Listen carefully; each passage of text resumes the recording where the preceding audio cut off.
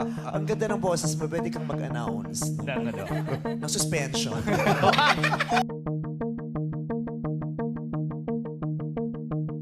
Tuluyan ng sinuspende ang reality entertainment show na It's Showtime, matapos makitaan ito ng iba't ibang paglabag sa telebisyon.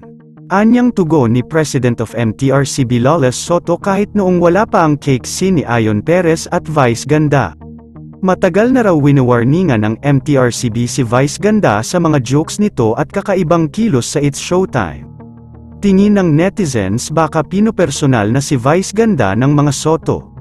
Ngunit matagal nang sinabi noon nila La Soto na walang personal na nagaganap at trabaho lang lahat ng ito. 12 days air na hindi ipapalabas sa television ang It's Showtime at sa online lang ito makakapag-air.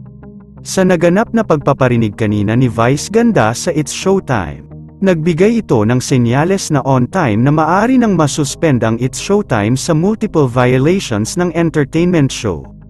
Sa pagpaparinig ni Vice, tila nagkatotoo na ang balita na sinuspende na ni MTRCB President Lala Soto ang It's Showtime ngayong araw September 4. Madaming netizens naman ang nagalit kay Lala Soto dahil sa ginagawang pagsuspende sa It's Showtime.